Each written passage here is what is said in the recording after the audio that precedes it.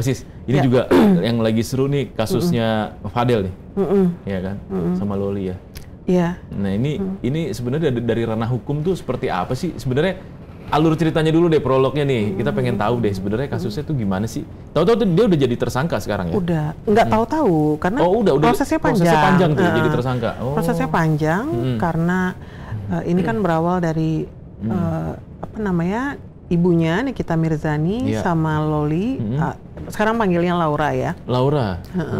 Laura untuk mereka agak berdebat panjang karena waktu itu Laura kan di Inggris sekolahnya, jadi mungkin ada miscommunication dari situ.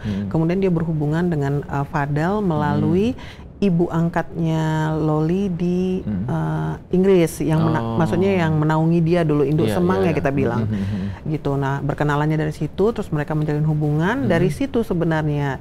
Jadi dia menginginkan kebebasan mungkin sebagai teenager gitu ya. Rebel ya, memberontak lah gitu. Nah, dalam proses itu Laura kembali ke Jakarta setelah dia apa namanya, berhubungan dengan Fadel.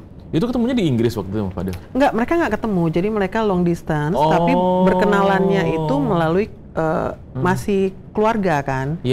Fadel dengan ibu angkatnya yang di Inggris. Di Inggris itu. Gitu. Jadi berkenalan dari situ. Mereka berhubungan gitu, berpacaran lah gitu. Dan akhirnya lanjut di Jakarta ketika dia pulang. Dia putus sekolah tuh ya. Nah, terus kemudian muncullah kasus-kasus dan demi kasus ini terjadi gitu ya. Karena mungkin Niki merasa bahwa anaknya sudah sangat jauh dari dia ya. Nah, jadi sebagai ibu mungkin dia perlu mengambil langkah tegas untuk membawa kembali anaknya. Yang waktu itu akhirnya memang tidak di rumah gitu, dia di apartemen gitu, dan lebih banyak dapat influence dari keluarga Fadel dan keluarganya gitu. Jadi selama proses itu mereka bersama katanya berdasarkan keterangan polisi itu ada 2 kali proses aborsi. 2 kali? 2 kali. Di usia yang belum 17 waktu itu berarti? Udah 17. Oh, udah 17? Nah, ini kan Loli kok nggak salah mau 18 tahun ya, dekat-dekat ini gitu. Jadi ya begitu. Tapi hitungannya masih di bawah umur? Masih di bawah umur, secara hukum. Secara hukum? Yes. Jadi inilah permasalahannya. Terus kemudian setelah yang lucunya itu, nggak lucu sih ya, tapi mungkin ya karena ada pendekatan-pendekatan psikologis antara orang tua ke anak, dibantu dengan pihak ketiga, psikiater juga.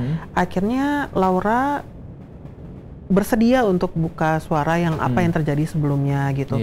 Sehingga dia mengubah BAP-nya yang udah masuk sebelumnya.